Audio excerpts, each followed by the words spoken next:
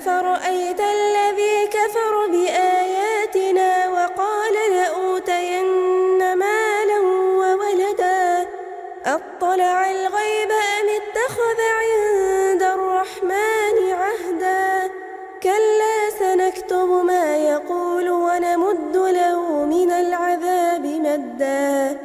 ونرثه ما يقول ويأتينا فردا واتخذوا من دون الله آلهة ليكونوا لهم عزا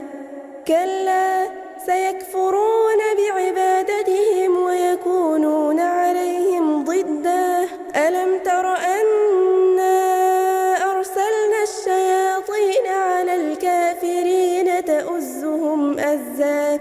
فلا تعجل عليهم إنما نعد لهم عدا يوم نحشر المتقين إلى الرحمن وفدا ونسوق المجرمين إلى جهنم وردا لا يملكون الشفاعة إلا من اتخذ عند الرحمن عهدا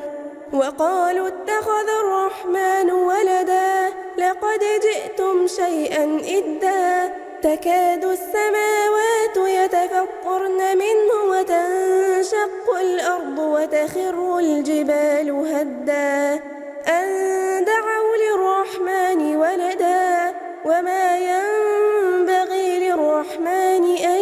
يتخذ ولدا إن كل من في السماوات والأرض إلا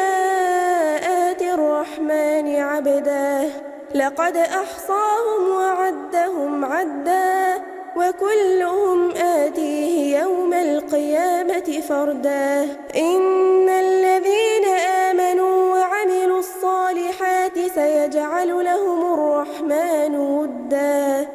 فإنما يسرناه بلسانك لتبشر به المتقين وتنذر به قوما لدا وكم أهلكنا قبلهم من قرن هل تحس منهم من أحد أو تسمع لهم ركزا